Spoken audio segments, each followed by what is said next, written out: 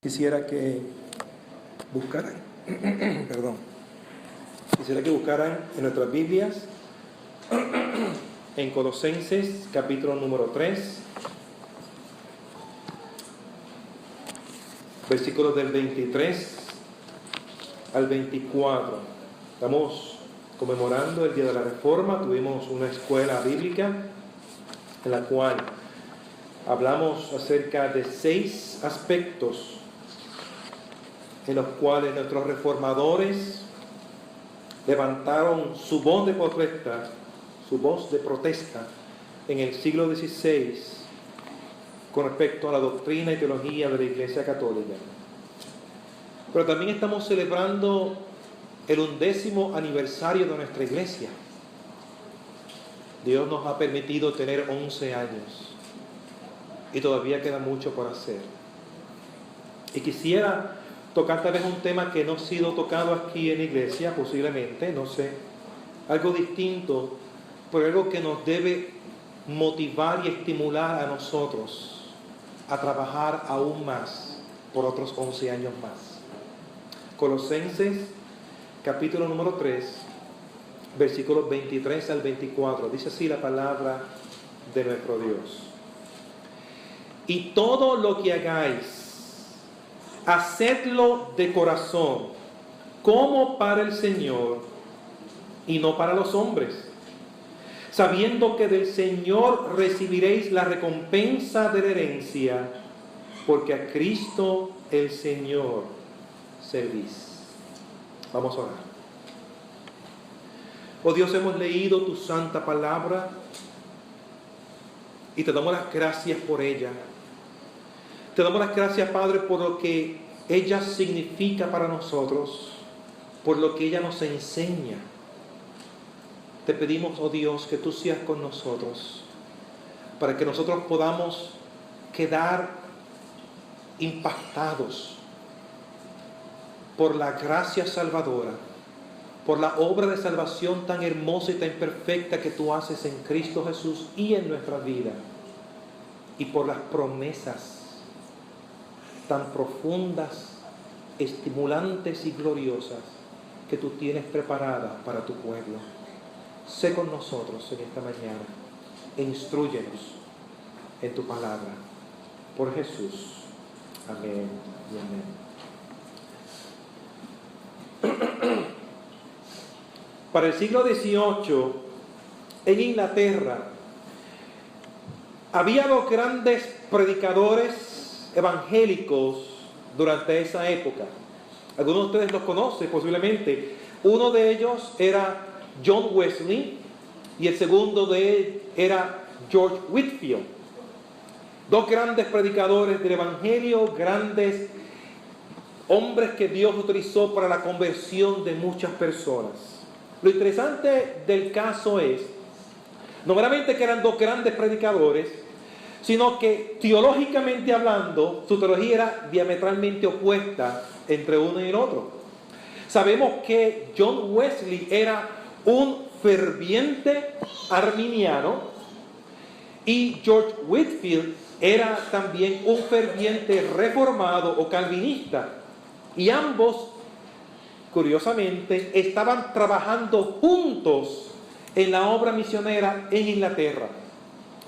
Al punto de que George Whitefield, cuando se fue de Inglaterra en su trabajo misionero a América, había dejado a Wesley inclusive a cargo de pastorear las personas que él había predicado y que Dios había utilizado para la conversión bajo su ministerio. Ahora, sabemos nosotros que somos reformados que hay una batalla, hay una lucha teológica entre los arminianos y los calvinistas o reformados. Y esa batalla y esa lucha muchas veces se lleva al punto de que se hacen bromas bastante serias. Entre ellos, una de las bromas que se hacen es si los arminianos irán al cielo o si los calvinistas irán al cielo. Algunos dicen, no, que si ustedes los calvinistas, enfatizando la doctrina de la predestinación, presentan un Dios tirano y por tanto no pueden ir al cielo. Y los calvinistas dicen, no, ustedes adoran al libre albedrío del hombre y por tanto exaltan a la criatura sobre el creado y por tanto no van a ir al cielo. Y en forma de broma, y a veces no tan broma, hay esas peleas entre los reformados, entre los calvinistas y los arminianos. Resulta que en medio de esas disputas que todavía están vigentes, alguien le hizo la pregunta a Wesley: hermano Wesley, cuando usted muera y esté en el reino de los cielos, ¿usted verá allí al hermano George Whitefield? Y Wesley le dice: hermano, verdaderamente yo no podré ver a George Whitefield en el reino de los cielos. Y preguntaron: ¿pero por qué? Porque el hombre estará tan y tan cerca del Señor por su vida de santidad, por el trabajo que ha hecho para la salvación de los cielos, y yo estaré tan lejos que no lo podré ver. Dijo John Wesley. ¿Qué quiso decir John Wesley con esas palabras? Quiso decir que no todos en el cielo estarán en la misma posición. En el reino de los cielos estarán unos más cerca de Dios que otros. Implica esto que habrá en los cielos diversos grados de gloria entre los creyentes, entre los salvados, entre nosotros mismos. ¿Qué enseña la Biblia al respecto? Pablo nos enseña en este pasaje, hermanos, 4 puntos muy importantes. Por lo menos 3 de ellos salen directamente del pasaje bíblico. Número 1, que habrá recompensa en el reino de los cielos. Lo primero que podemos aprender. Segundo, vamos a hablar que esa recompensa será distinta entre los salvos. En tercer lugar, que es una recompensa basada en el servicio hecho a Cristo. Y en cuarto lugar, que debemos poner, por causa de que esto es así, debemos poner nuestra mirada en el galardón. Y eso básicamente va a tratar el sermón de esta mañana. En primer lugar, a la luz de la palabra de Dios se nos enseña que habrá recompensa, escúchame bien, recompensa en los cielos. Hermanos, no nos cansamos de decir y hacer nuestro, como este grito de la Reforma Protestante del siglo XVI, que la salvación es exclusivamente por la gracia de Dios, por medio de Cristo solamente, y solamente por medio de la fe, para la gloria y honra de nuestro Dios. Como nos dice Efesios 2, 8 al 9, que hemos repetido 1000 veces en esta iglesia, y lo repetiremos hasta que muramos: por gracia sois salvos, por medio de la fe, y esto no de vosotros, es don de Dios, no por obras, para que nadie se gloríe. Y también hacemos nuestras las palabras de 2 de Timoteo, capítulo número 1, versículo 9, que dice: quien nos salvó, nos llamó con llamamiento santo, no conforme a nuestras obras, sino según el propósito suyo y la gracia que nos fue dada en Cristo Jesús antes de los tiempos de los siglos. Así que nadie llega a los cielos por las buenas obras. Nadie llega a los cielos ni siquiera por la buena intención de hacer buenas obras en el servicio de las demás personas. Nadie llega al cielo por una buena sinceridad al hacer estas buenas obras. Hermanos, nadie merece la salvación. Nadie puede comprar la salvación. Ni tú ni yo merecemos el reino de los cielos. Dios nos la ha dado de pura gracia, por su misericordia, por su amor eterno que Él tiene para con nosotros. Pero Pablo nos enseña también, hermanos, que aunque estas palabras se dicen principalmente a los esclavos, ya que el versículo 23 y 24 de Colosenses 3 es dado mandamientos a los esclavos de Colosa, enseñan un principio bíblico muy importante, que del Señor, fíjate cómo dice aquí el versículo número 24, que del Señor recibiréis la recompensa de la herencia.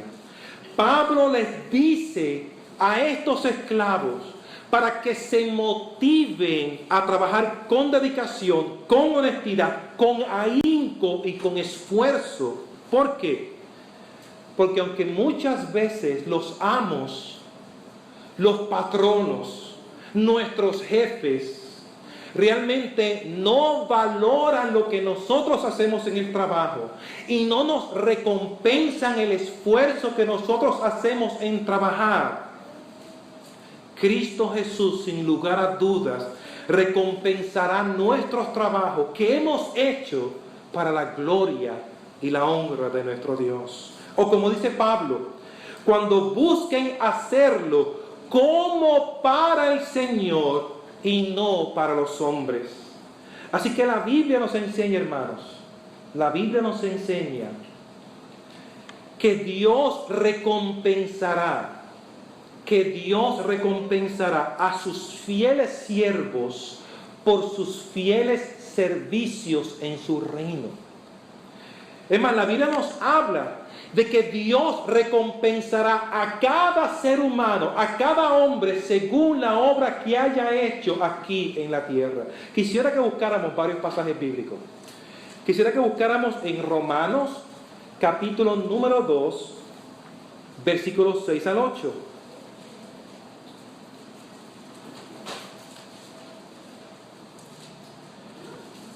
Romanos capítulo número 2, versículos 6 al 8. Hablando acerca de Dios, dice, el cual pagará a cada uno conforme a sus obras, vida eterna, a los que perseverando en hacer bien, buscan gloria y honra e inmortalidad, pero ira y enojo a los que son contenciosos y no obedecen a la verdad, sino que obedecen a la injusticia. A los justos, a los creyentes, quienes demuestran su fe salvadora en perseverar haciendo bien, recibirán, como dice Pablo, vida eterna, recibirán gloria, recibirán inmortalidad. A los injustos o los no creyentes, quienes demuestran su falta de fe porque no obedecen al Evangelio, son contenciosos y no obedecen a la verdad, sino obedecen la injusticia, recibirán, como dice Pablo, ira y enojo. ¿Y qué significa ira y enojo? Ira y enojo significa el castigo eterno que Dios dará a estas personas. Castigo eterno. La ira y el enojo ¿de quién? De Dios. No te olvides de un Dios eterno, de un Dios infinito en su poder. Por eso los castigos del infierno son castigos eternos y son tan horribles que un teólogo comenzó a hablar acerca de la infernalidad del infierno. Decía Jonathan Edwards. El creciente condición infernal de todos aquellos que van allí. Si te das cuenta, la recompensa no es otra cosa, según Romanos 2, de 0 a 8, no es otra cosa que vida eterna o castigo eterno. Y si nos enfocamos en los creyentes, tenemos que decir que la recompensa no es otra cosa que la vida eterna, la herencia gloriosa y eterna en el reino de los cielos. Fíjate cómo dice Pablo en Romanos 2, que ya leímos. Dios pagará, ¿qué cosa? Vida eterna.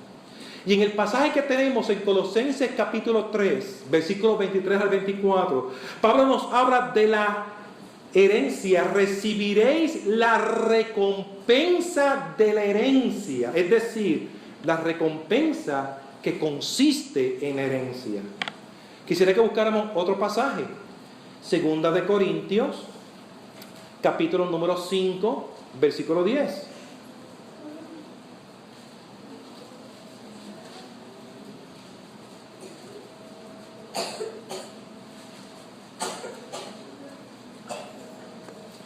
Estamos viendo, hermanos, que habrá recompensa en los cielos y que todos serán juzgados según sus obras. Segunda de Corintios 5 dice, porque es necesario que todos nosotros, todo el mundo, tú y yo también, comparezcamos ante el tribunal de Cristo, para que cada uno reciba según lo que haya hecho mientras estaba en el cuerpo, es decir, mientras estaba en vida, sea bueno o sea malo. Recibiremos. Todos nosotros en algún momento de nuestras vidas nos presentaremos delante del trono de Dios para ser juzgados por lo que hemos hecho, sea bueno o sea malo. Y recibiremos según hayamos hecho bien o mal. Quisiera que buscáramos otro pasaje, esta vez las palabras del Señor Jesucristo en Mateo capítulo 16, versículo 27.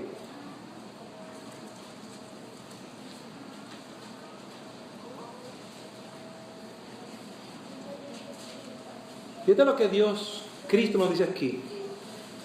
Porque el Hijo del Hombre vendrá en la gloria de su Padre, Mateo 16, 27, con sus ángeles, y entonces pagará a cada uno conforme a sus obras. Es decir, Dios recompensará con vida eterna a los creyentes y los justos, quienes lo demuestran así porque viven una vida recta, y a los no creyentes con condenación eterna, ira y enojo de parte del Dios eterno e infinito, quienes demuestran que no son creyentes porque no obedecen a la verdad, sino que viven en la injusticia. Y podríamos seguir citando pasaje tras pasaje, pero yo creo que estos son suficientes para demostrar que la Biblia nos habla que va a haber una recompensa que Dios dará en los cielos. Pero la Biblia nos enseña algo más.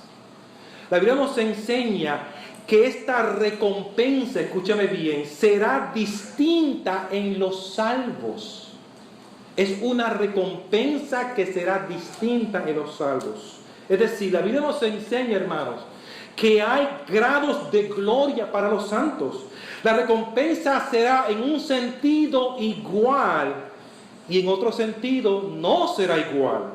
Será igual en el sentido de que todos los santos y todos los creyentes recibirán la vida eterna, pero no es que unos recibirán vida eterna y otros no. No todos recibirán vida eterna, pero la recibirán en diversos grados a la luz de la palabra de Dios. Habrá gradaciones en la recompensa que Dios promete y dará a su pueblo. Es decir, no todos los santos en gloria serán igual, ni todos ocuparán el mismo lugar. Y yo creo que esa es la referencia que decía John Wesley: él estará más cerca de Dios que yo. Unos tendrán más gloria que otros. Y quisiera darte varios ejemplos, y creo que capten la idea, y después vamos a ver los pasajes bíblicos que lo enseñan. Los ejemplos no siempre son perfectos, pero por lo menos ilustran la idea que yo quiero traer en esta mañana a la luz de la palabra de Dios. Pero todos irán en el mismo vuelo. Todos irán en el mismo vuelo. David en este momento estaba montándose y bajándose en su camino hacia California. A 2 horitas de aquí, ¿verdad? Y con él había un grupo de personas que iban directamente para allá. Pero no todos iban en primera clase. Algunos iban en primera clase y otros, me imagino como David, iban en coach. Más o menos. Todos irán al reino de los cielos, pero no todos irán en primera clase. Otro ejemplo: todos comerán la misma comida exquisita. Un buen bistec cebollado, bien cebollado, con la cebolla bien amortiguada, con un balance entre el agua el adobo y el vinagre, con una manera que dice, esto es el paraíso. Con un buen arroz con gandules y unos ricos amarillitos por el lado. Comerán hasta saciarse, ninguno tendrá hambre, pero algunos comerán un buen bistec encebollado y otros comerán un filete miñón con unas papitas gratinadas, con un buen vinito o una piña colada no bautizada o bautizada, como quieras ponerle. Yo no tengo ningún problema que sea bautizada. Aleluya. Ambas comidas son deliciosas. Todos serán saciados en el reino de los cielos, pero unos tendrán mayor gloria. O si quieren, le puedo dar la ilustración de Jonathan Edwards. Jonathan Edwards decía, es como si echamos unos vasos al mar y sacamos esos vasos del mar y todos los vasos salen llenos del agua. Pero como hay unos vasos más grandes que otros, el vaso más grande tiene más agua que el vaso más pequeño. Eso es lo que nos enseña la palabra de Dios. Habrá grados de gloria en el reino de los cielos y habrá distinciones en el reino de los cielos por la misericordia de Dios y por el servicio hecho por los santos. ¿Es esto bíblico? Sí. Vamos a buscar nuevamente en la Biblia, en 1 Corintios, capítulo 15, versículos 41 al 42.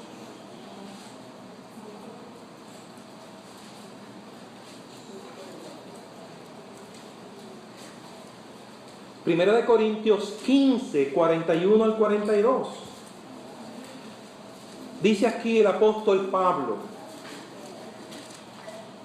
una es la gloria del sol, otra la gloria de la luna y otra la gloria de las estrellas. Pues una estrella es diferente de otra en gloria. Así también es la resurrección de los muertos. Hasta ahí. Así es también la resurrección de los muertos. Así como la brillantez o gloria de la luna es hermosa, sobre todo cuando está brillando, eso en el mes que está brillando hermosamente, que alumbra todo eso, es una gloria, una brillantez hermosa. Pero en comparación con el sol, la gloria y la brillantez del sol es superior a la de la luna. Y la brillantez de las estrellas superior al sol. De la misma manera nos dice Pablo, así también será en la resurrección de los santos. Todos los santos resucitarán en gloria, pero algunos resucitarán con mayor gloria. Todos tendrán corona de reyes, pero unos tendrán una corona mucho más pulida que otros. Quisiera que buscáramos otro pasaje bíblico. Daniel, en el Antiguo Testamento, Daniel capítulo número 12, versículos 2 y 3.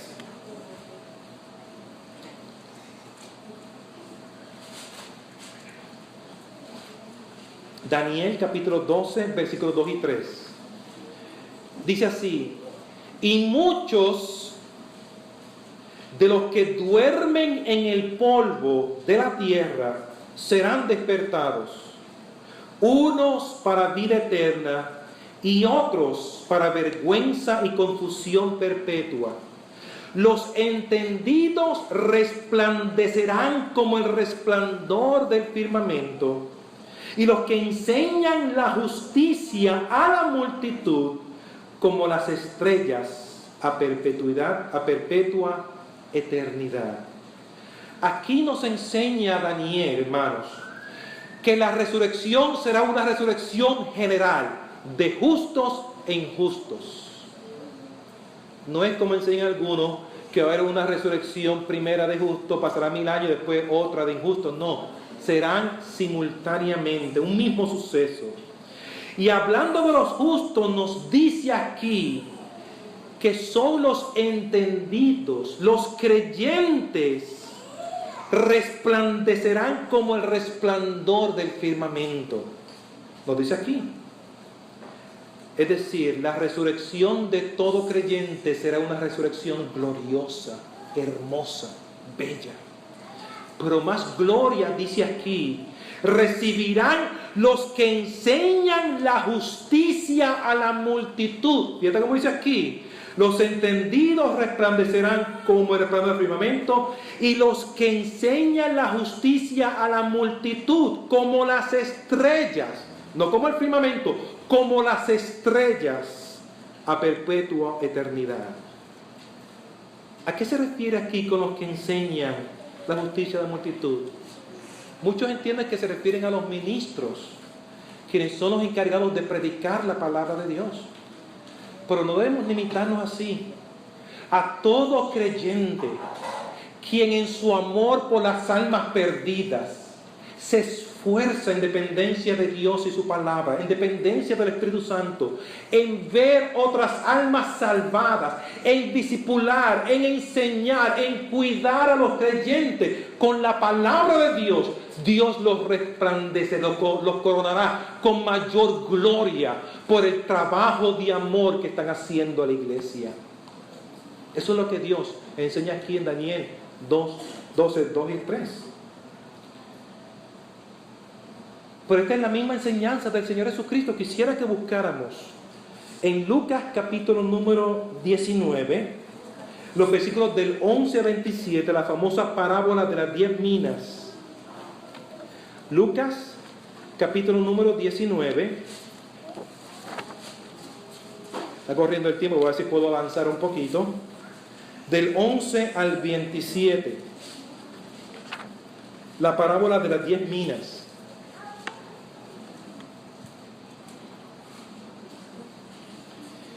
Oyendo ellos estas cosas, prosiguió Jesús y dijo una parábola por cuanto estaba cerca de Jerusalén y ellos pensaban que el reino de Dios se manifestaría inmediatamente. Dijo pues, un hombre noble se fue a un país lejano para recibir un reino y volver.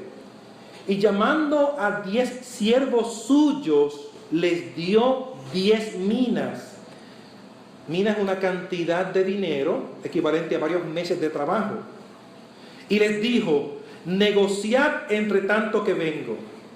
Pero sus conciudadanos la aborrecían y enviaron tras él una embajada diciendo, no queremos que éste reine sobre nosotros. Aconteció que vuelto él, después de recibir el reino, mandó llamar ante él aquellos siervos a los cuales había dado el dinero, para saber lo que había negociado cada uno. Vino el primero diciendo, Señor, tu mina, fíjate que a cada uno de ellos le dio una sola mina, a cada uno de esos 10. Tu mina ha ganado 10 minas. Él le dijo, está bien, buen siervo, por cuanto en lo poco has sido fiel, tendrás autoridad sobre 10 ciudades. Vino otro diciendo, Señor, tu mina ha producido 5 minas. Y también a este dijo, tú también sé sobre 5 ciudades. Y así sucesivamente. Fíjate que el Señor Jesucristo en esta parábola está recompensando a esta persona, a este creyente, que con una sola mina produjo 10 y lo recompensó con autoridad sobre 10 ciudades. Y aquel con una sola mina produjo 5 sobre 5 ciudades. Hay distinciones y gradaciones en gloria que Dios tiene preparado para su pueblo. Pero la Biblia nos enseña algo adicional. En tercer lugar, la Biblia nos enseña, hermanos, que es una recompensa basada en el servicio hecho a Cristo. Hermano, es justo, piensa por un momento, es justo que sea así, es justo que haya grados de gloria en el reino de los cielos. ¿Por qué? Porque Dios ha prometido dar mayor recompensa a los que trabajan más por el reino de los cielos que que los que trabajan menos por el reino de los cielos. Es justo que sea así.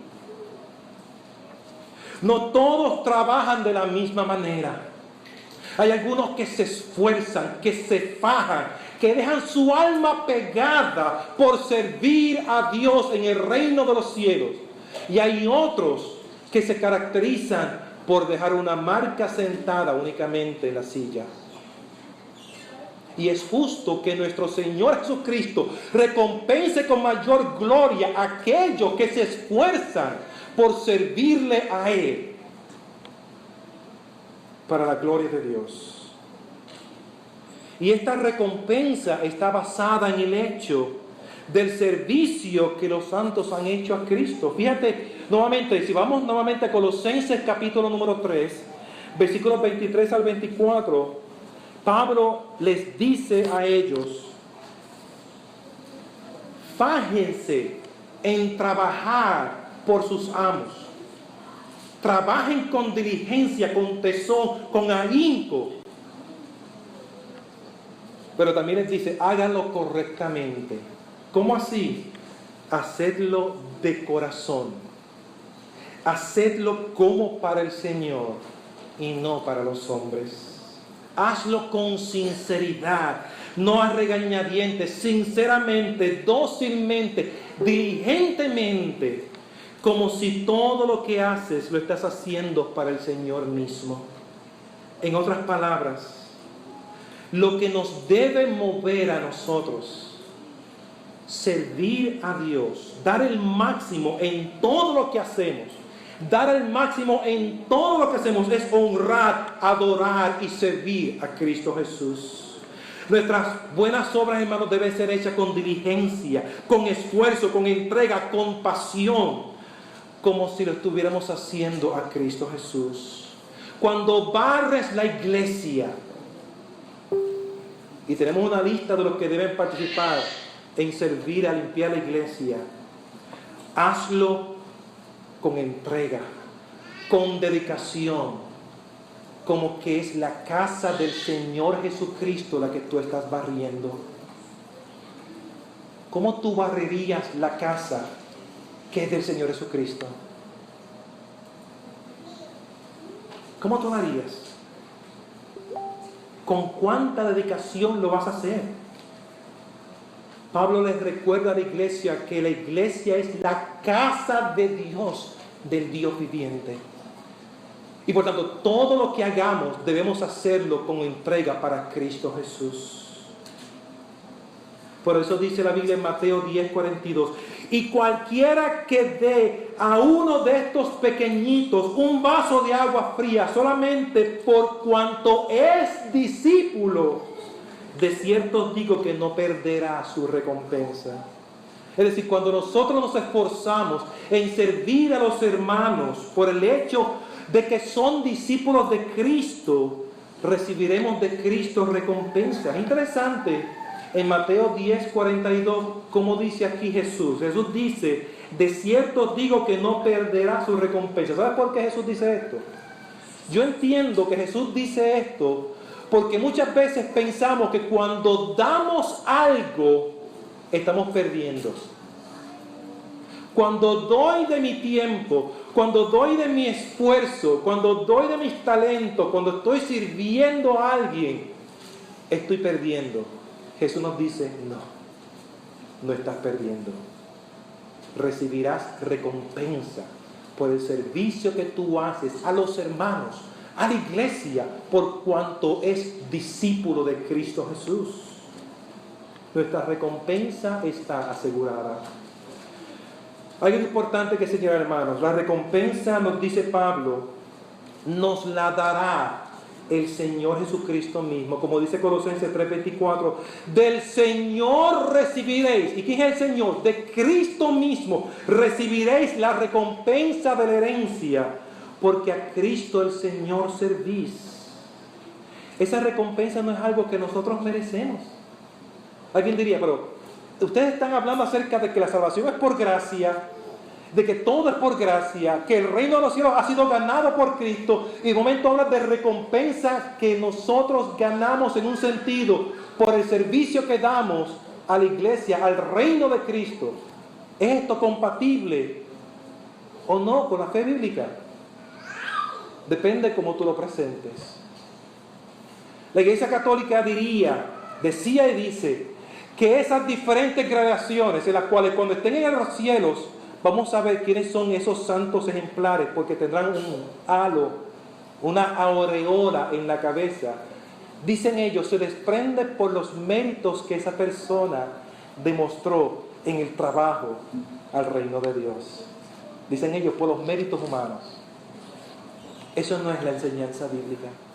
Fíjate que aquí nos dice que recibiremos la recompensa de la herencia del Señor por su misericordia, de su gracia, porque Él compró los cielos y gloria para nosotros. Hermanos, no hay nada que nosotros podamos merecer.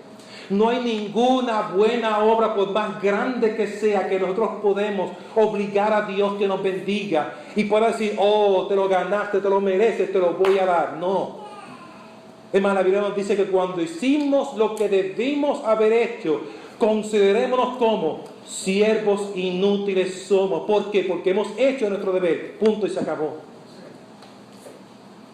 Todo, absolutamente todo lo que nosotros recibimos, lo recibimos por medio de Cristo, por gracia. Pero Dios en su amor y en su misericordia quiere premiar, si podemos decir así, recompensar a aquellos que se fajan, que dejan su alma pegada en la salvación de los pecadores, buscando almas para salvar, sirviendo a la iglesia. Y es justo que así sea. Y por tanto, Él lo hace para que nosotros nos motivemos, que anhelemos mayor gloria, que anhelemos mayor recompensa. Y por tanto, trabajemos con mayor celo en la iglesia del Señor. Y por último, hermanos, la Biblia nos enseña que debemos poner nuestra mirada en ese galardón. Quisiera que buscáramos un último pasaje en Hebreos, capítulo número 11, versículos 24 al 26. Tenemos que poner nuestra mirada en el galardón que Dios ha prometido. Dice así Hebreos 11, 24 al 26. Por la fe, Moisés, hecho ya grande, rehusó llamarse hijo de la hija de Faraón, escogiendo antes ser maltratado con el pueblo de Dios que gozar de los deleites temporales del pecado, teniendo por mayores riquezas el vituperio de Cristo que los tesoros de los egipcios. Pero fíjate cómo finaliza ese versículo. Porque tenía puesta la mirada en el galardón. Tenemos que poner la mirada en ese galardón, en esa recompensa que Dios tiene preparada para nosotros. Ahora bien, ¿cómo yo hago esto? Bueno, hay una manera correcta y una manera incorrecta. Una manera incorrecta es, yo voy a hacer esto por el Señor, yo voy a barrer la iglesia, yo voy a buscar y conducir la guagua, yo voy a traer comida, yo voy a hacer tal cosa, porque si yo hago esto, entonces el Señor me va a dar tal cosa para mí. O como en unas iglesias dicen, da 10 pesos para que el Señor te lo multiplique en 11, en 100. Eso no es la manera correcta de hacerlo. Porque eso es una manera de decir, yo hago esto para obligar a Dios que me dé esto. Yo hago esto no desinteresadamente, sino bien interesadamente. Pero Dios nos enseña en su palabra que lo que haga nuestra mano derecha no lo sepa quién, nuestra mano izquierda. Nuestra mirada puesta en el galardón es reconocer que Dios ha prometido eso. Que Dios ha prometido recompensar la labor grande o pequeña que yo haga, porque no hay nunca una labor pequeña que Cristo no recompense a su pueblo.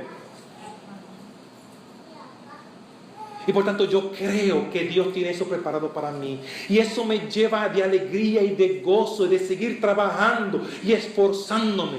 Hermanos, Dios nos ha dado el privilegio de tener 11 años en esta iglesia. 11 años.